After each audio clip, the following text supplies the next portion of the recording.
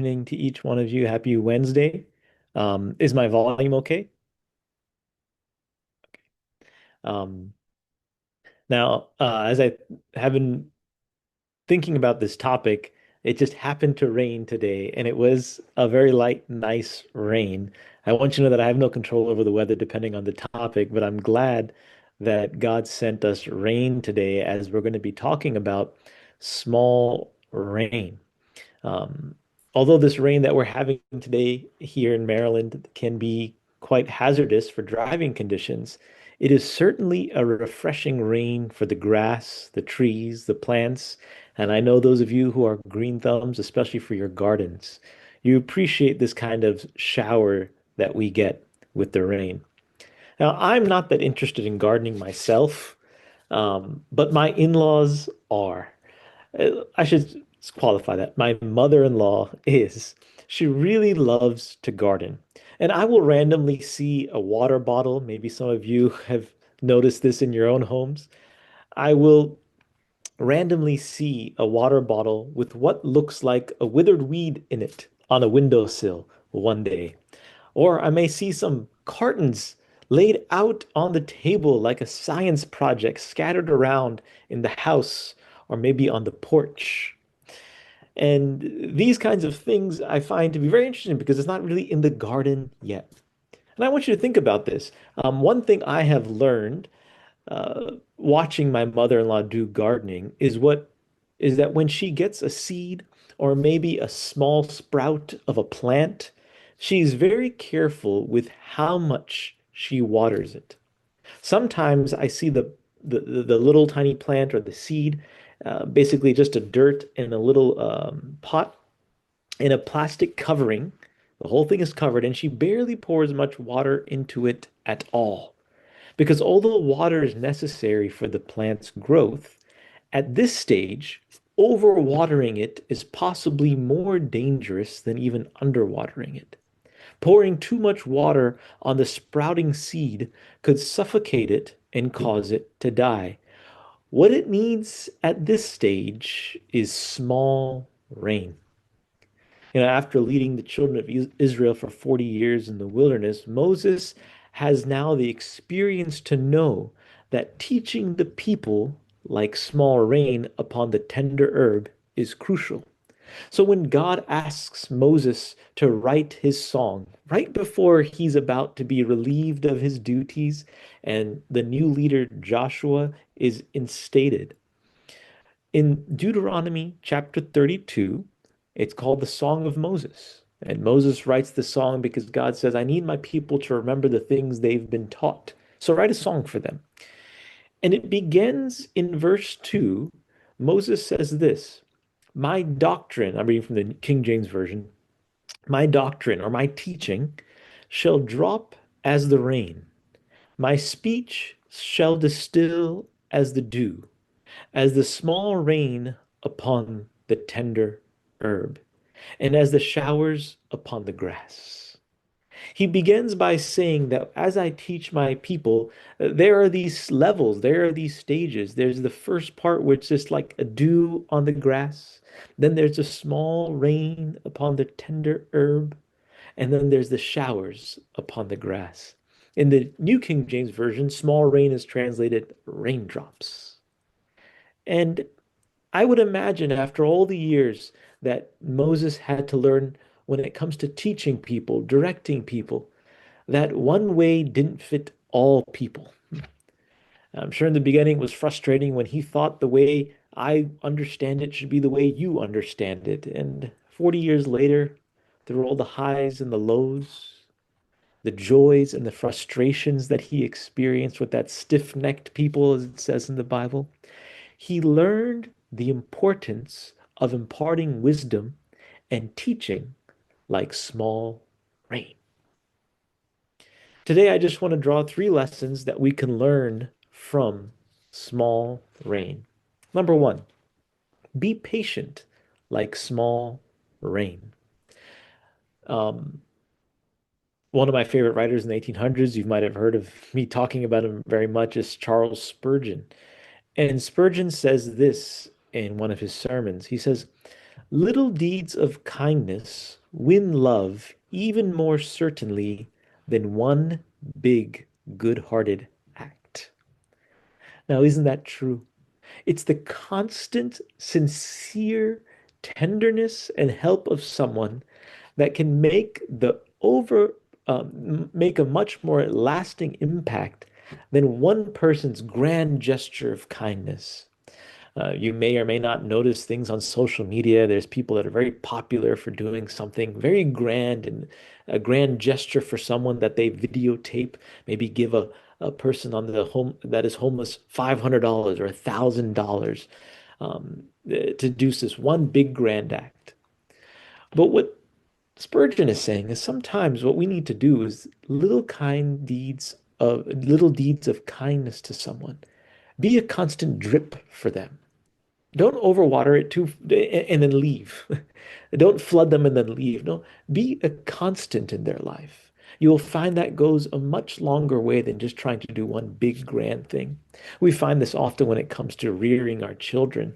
If you have a father that says, I just want to give a big gift on Christmas, but I'm not going to be around for the other 11 months of the year. Uh, Studies have shown, you've seen it practically done in people's lives, that that's not the way to do it. It's the constant presence of a parent in a child's life that will do more good for that child than any one big act of kindness. And then on top of that, when we speak of being patient like rain, like small rain, there might be someone you're reaching out to or seeking to share the gospel with. Um, it's true. People don't always receive the gospel the first time they hear it. What it may take from you is to be patient like small rain. That although we don't see the growth that's going on underneath the surface, the small rain is certainly providing the nourishment and nutrients needed for that plant to grow. There's an example of if you've ever had to split wood or cut down a tree. The professionals, what they will do, a lumberjack, when they have a huge tree trunk, is they don't just keep going straight at the same spot over and over and over again. What they do is they make a wedge. They'll hit a little at the top, they'll hit a little at the bottom, and get a wedge out. Then over time, that wedge starts to get bigger and bigger and bigger as they chip away at this massive tree. And finally, once the wedge is big enough, all it takes is just a little push and the tree falls over. Don't force your way in and destroy all future opportunity by trying to whack away at somebody with the gospel. You may have to find a way to be like small rain and patiently water them. As I moved to Texas, I've learned a lot more about farming and animals and agriculture. And one of the things I found is, over here we have hoses that spray water over our plants. But over there, because of the intense heat, you can almost feel like you need to water it too much. So what they do is drip irrigation. If you have a bunch of trees, instead of having to water it every day, you get this pipe that has holes in them and you turn on the water, the faucet, and what happens is the pipe minimizes the amount of water flowing through it. And so instead of it being a spray, it just drips constantly throughout the day. Just drip, drip, drip. And they find that to be the best way to nourish plants, whether it be your vegetable garden or your herbs that you have. That just drip is what is needed. A full rain is not. And so when you're reaching out to someone, I don't know who it may be, maybe keep that in mind that you may feel like you need to force your way in to make them change overnight, but maybe you need to be patient like small rain and allow yourself to be that constant drip that saturates and nourishes their soul. Number two, be seasonable like small rain. Be seasonable like small rain. Hosea 6:3, a verse many of you may know by heart, says, Let us know, let us pursue the knowledge of the Lord. His going forth is established as the morning. He will come to us like the rain, like the latter and former rain to the earth. Now we may think immediately to prophetic type of rain, but let's take that rain literally. Uh, what Hosea is writing here is the former rain was the rain that would fall in the autumn time between October and November, and it marked the beginning of the rainy season. And this rain was essential for softening the hard soil after a summer so that to make it possible for farmers to be able to plow their land and then plant the seeds. It was necessary rain. They would start based on the rain. And then their latter rain would occur in April, in May. That was the springtime, around the time of the Passover, the time of when the ripening of the grains and the barleys were needed to ensure good harvest that would be done. You see, there's rainy seasons and there are non-rainy seasons.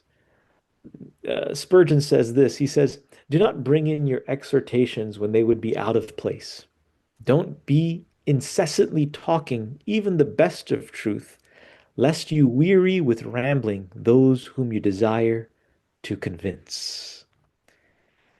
Do not be incessantly talking even the best of truth, lest you weary with rambling those whom you desire to convince. Sometimes it would help us, even with our best intentions, to learn when to speak and learn when to be quiet.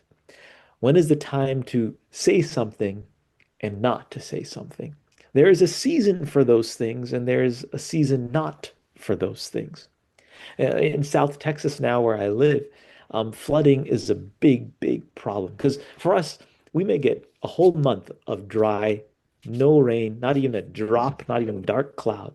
And then all of a sudden, it will pour, torrential downpour will come, and it will cause a host of problems. We'll need to get sandbags.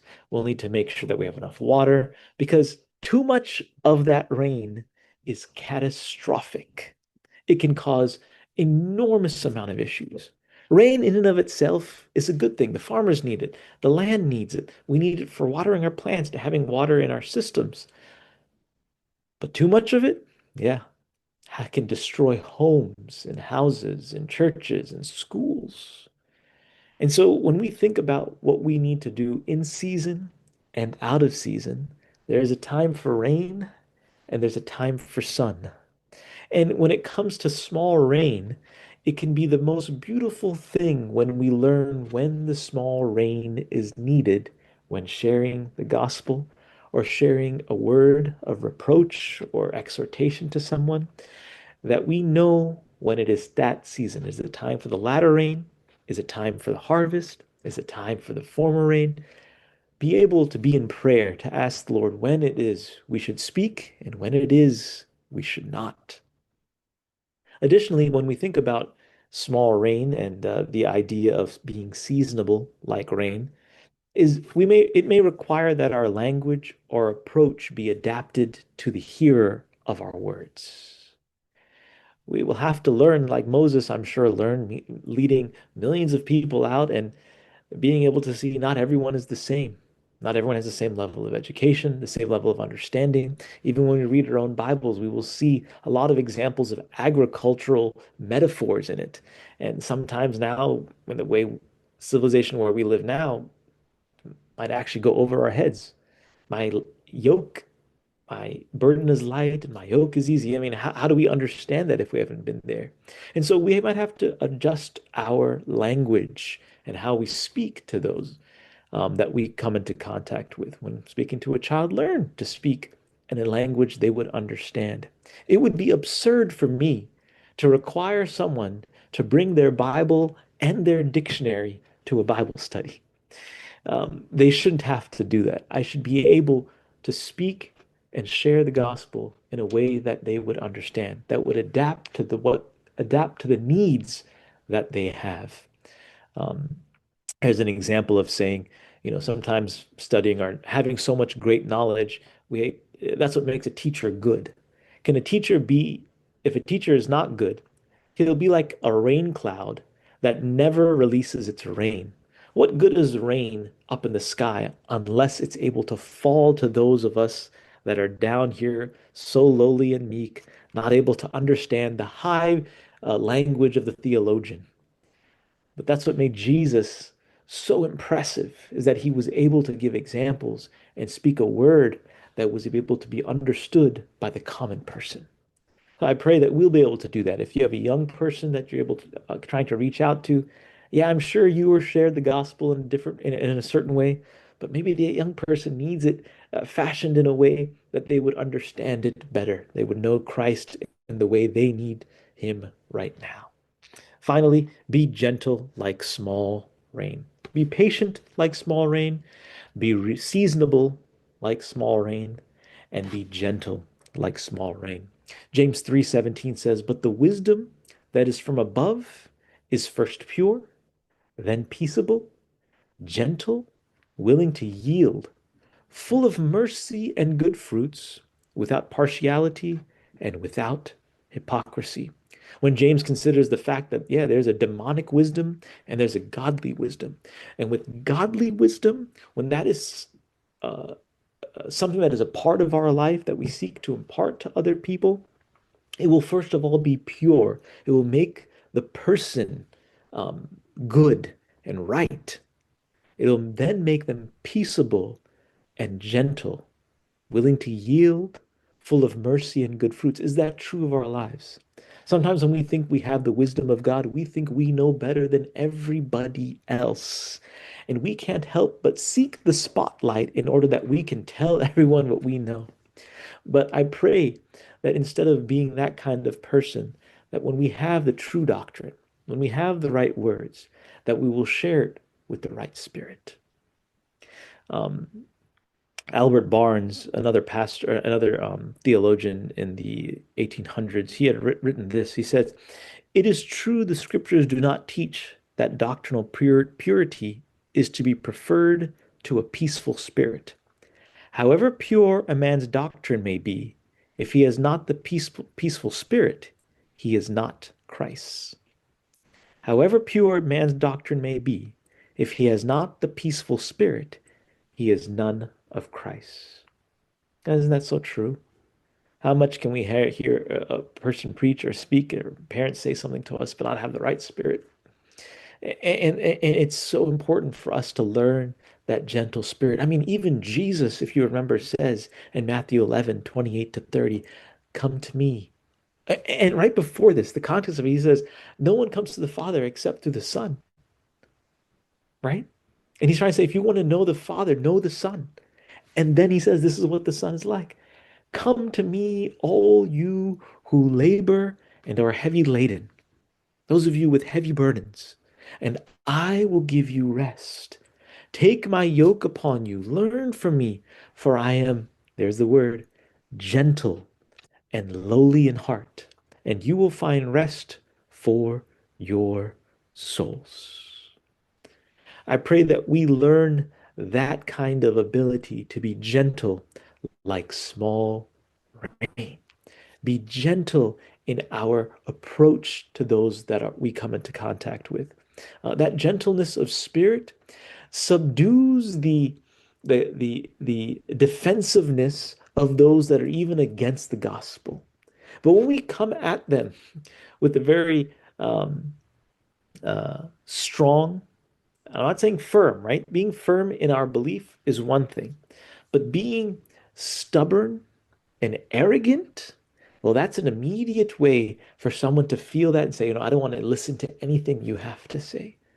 But when we take Jesus's approach and we are gentle and lowly in heart, not thinking highly of ourselves, but thinking of the soul of the person we're speaking to, that we would like small rain say, I don't need to flood you. It doesn't need to be a deluge of water here. I don't need to cause your roots to be uprooted because of the flood I'm about to provide to you. Instead, for a moment, even if it takes a little longer, be gentle like small rain. May your peaceful spirit be something that will allow the doctrine of God, the teaching of God, to be accepted and heard by those you meet. So, just as you think about being patient like small rain, be seasonable like small rain, and being gentle like small rain, let us try to be little in our own esteem, remembering that small rain can be a great blessing. Let us try to be useful in little things that we can do. Let us look after tender herbs and try to bring boys and girls to Jesus. Let us be like small rain. And as we do so, you will be so refreshed to see those little boys and girls, those people that, those babes in Christ, grow up to possibly be the next generation that's going to herald the second coming, even to the point that we may learn from them. Instead of being on the pulpit, we will be in the pew, learning from those that we watered and that the Lord harvested. The Bible says, Paul planted and Apollos watered, but the increases of the Lord. May we have the similar spirit as we learn to be small rain to everyone. Amen.